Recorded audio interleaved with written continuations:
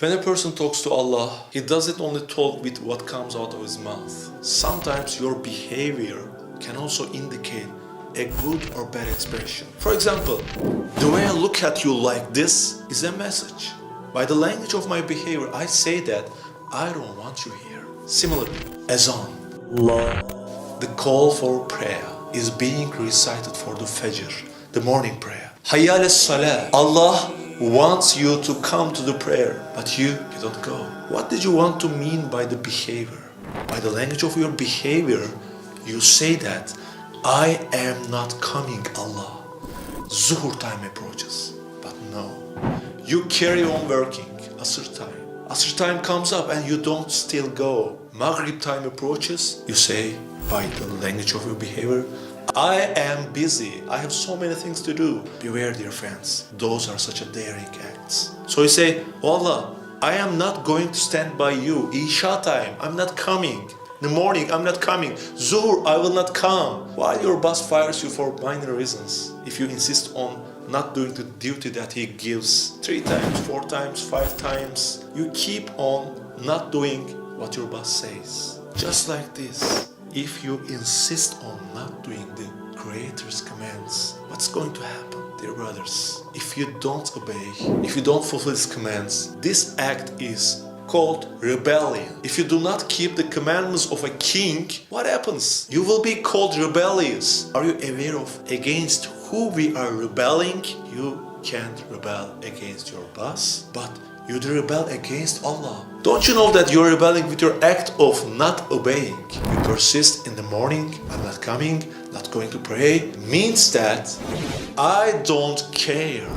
I don't care. And then by time, and then you hear azan, you start not to care. You're not aware of the azan. It doesn't mean anything to you. Brother, just check yourself.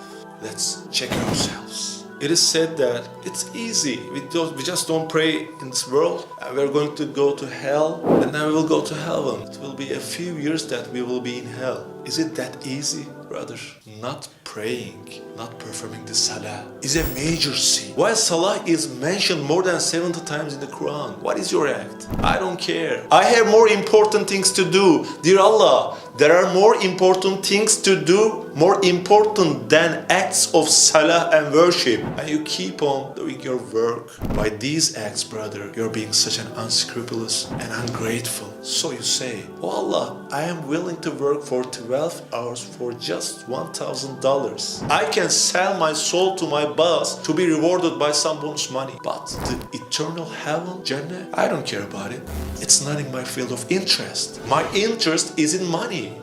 My boss gives me money, but Allah doesn't. Allah doesn't give me any money. I never received from Allah. Don't we express these by the language of our behavior? Ask it to your conscience. It's not necessary to actually say it by your mouth. You can say it by your behavior. Not going will express the same meaning with saying I am not going. So pay attention. Devil is in the detail. We have been deceived by devil. Otherwise, we all have a common sense, don't we? 12 hours for $1,000. On the other hand, 1 hour Salah and eternal heaven. Okay, yes, to 12 hours for 1,000, but sorry, I am not interested in 1 hour Salah in a day and having an eternal heaven. Doesn't it sound foolish? We need to regain our consciousness. The devil has been deceiving us for a long time. It brought us to this situation. My dear brother, remember the reality of death. Death does not die. The appointed hour is unknown. It may come at any time. It may come right now.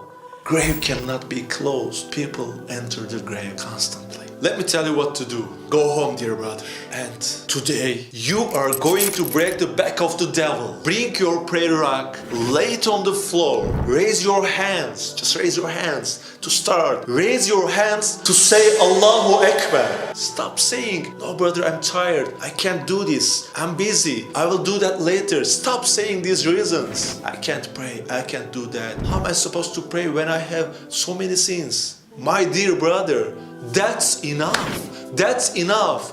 Come on. Just lay it. Lay your prayer rug. How could one be such a fool? An eternal heaven. Listen, brother.